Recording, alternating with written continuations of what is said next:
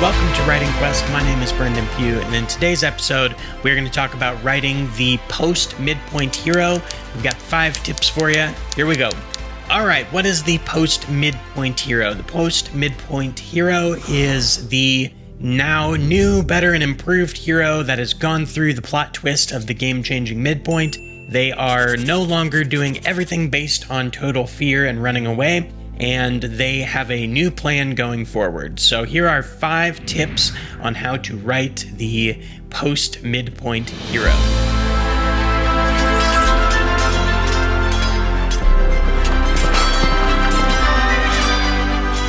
Number 1, the hero creates a new and seemingly better plan. So in this part of the story, they have decided that they need a new plan because their old plan was completely halted in its tracks by the game-changing midpoint.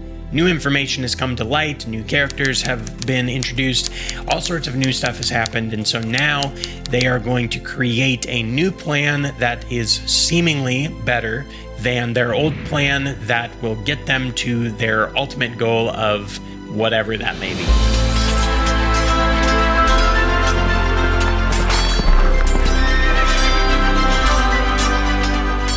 Number 2, give them more confidence. At this point in the story, the hero has probably learned some better fighting techniques, has learned magic, has learned a lot more things than they did before, whereas in like the first pinch point in the end of Act 1, they were completely ill-equipped to deal with anything at all. And then they built a plan based on that fear of not knowing how to deal with anything, which then in the game-changing midpoint totally changed. The game-changing midpoint could have been a victory for them. It could have been a good thing or a bad thing, doesn't necessarily matter. And so now they are more equipped to deal with a problem. Because of that, they have a little more confidence, they have a little more hope. They know a little bit of what they're doing. The plan still needs to be rooted in their internal conflict, which we'll talk about here in a little bit, but they have more confidence about what they're doing, where they're going, and why they're going there.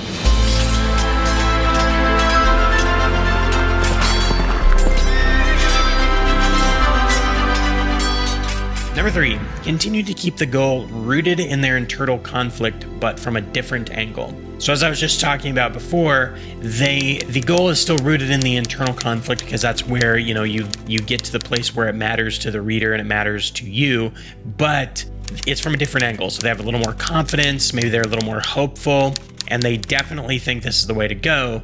And so you gotta shift the angle a little. So before it was completely fear-based with their internal conflict. They're totally afraid of it coming to light, and so they're just running. Well, this time maybe they're ready to face their internal conflict, but it's still kind of, they're unsure, or there's some different obstacles. It's just a different angle. So you're imagine if you're shooting a picture, you're taking it from this angle and you're just kind of shifting it over and taking the new picture from this angle. Same hero, a little bit more confidence, same internal conflict, different viewpoint.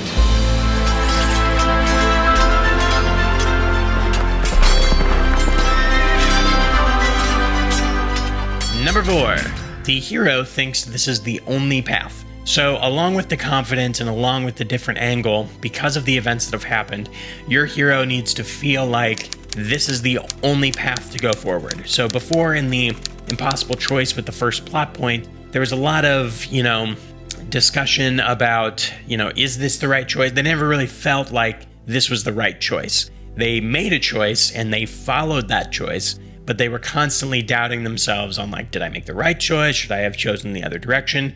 In this instance, I suggest you change your tune for the character to where they actually this is the way that I am going. This is the right path. They have way more confidence in the choice. So it doesn't seem like an impossible choice. It's more of a, based on all the information I have in front of me, this is definitely the way to go.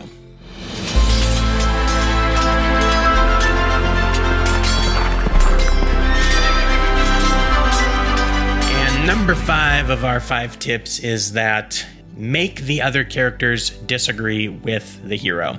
They have more confidence than ever, they're more headstrong than ever, and everyone else around them should really be disagreeing. You might have some other characters that don't disagree or disagree a little less, but there needs to be a couple of characters that strongly disagree with what the hero is doing to kind of not really sow doubt, because I think the character at this point is past the doubt part a little bit, but they definitely need to challenge the character. So it's kind of a mental and emotional challenge from a different angle. That, again, this is the after the game-changing midpoint, which shifts the whole story. It shifts the feel of the story. And so the other characters still need to be kind of pushing back against what the hero is doing and trying to do, but they're doing it, you know, the hero feels differently about it though. Instead of before where they would have doubted themselves, I'm like, I don't know, maybe they are right. They still feel like this is the only way to go. And so that's going to add a lot more frustration for your supporting characters and supporting, you know, factions, whatever you may be having going on with your different groups or characters in the story at this point. That is it for today's video. Thank you so much for watching. We hope that you are learning something from this content. Please put a comment below. Let's have a discussion and talk about it. Like the video and subscribe. That helps out the channel a lot. And we will see you next time on Writing Quest. Huzzah!